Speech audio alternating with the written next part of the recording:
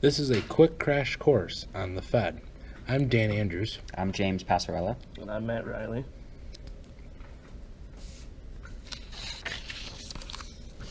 So the Federal Reserve Chair, or the Board of Chairs, consists of 12 Federal Reserve banks, and there are 7 current members of the Board of Governors.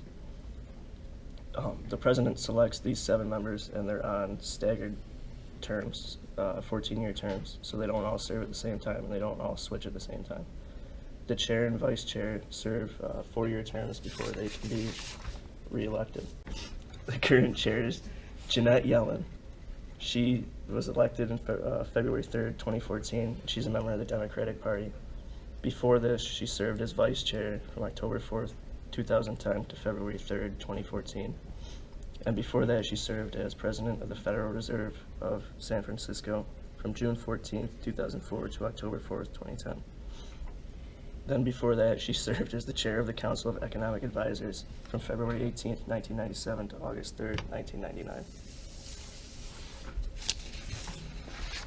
The 12 Federal Reserve banks consist of Boston, New York, Philadelphia, Cleveland, Richmond, Atlanta, Chicago, St. Louis, Minneapolis, Kansas City, Dallas, and San Francisco.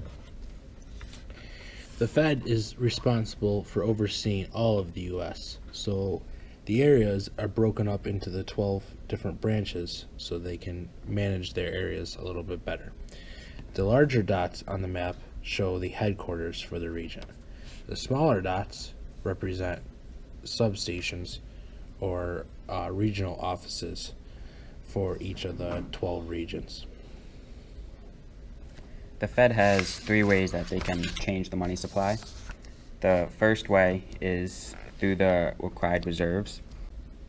This is the reserve ratio that the banks must keep on hold at all times by the end of the day. By increasing the reserve ratio, the banks must hold more money, therefore they cannot lend out as much, so that leads to a decrease in the money supply. And vice versa, if they decrease their reserve ratio, then the banks have more money that they can loan out and increase the money supply. The second way they change the money supply is through the discount rate. The discount rate is the interest rate at which banks buy loans from the Fed. By increasing the discount rate, the banks are paying more for their loans and leaving them with less reserves to loan out, which means they decrease the money supply. And again, vice versa. If the discount rate decreases,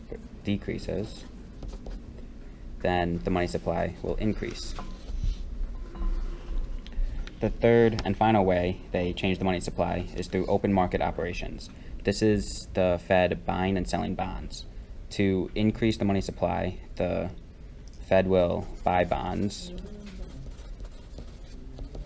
from the banks, which will directly input money into the money supply. And to sell bonds, they directly take money out of the money supply. So that's how the Fed increases and decreases the money supply. Most of our information was found on the Federal Reserve website. A special thanks to Professor B for educating us on the Fed. For more information, visit thefederalreserve.gov. Thank you for watching our video.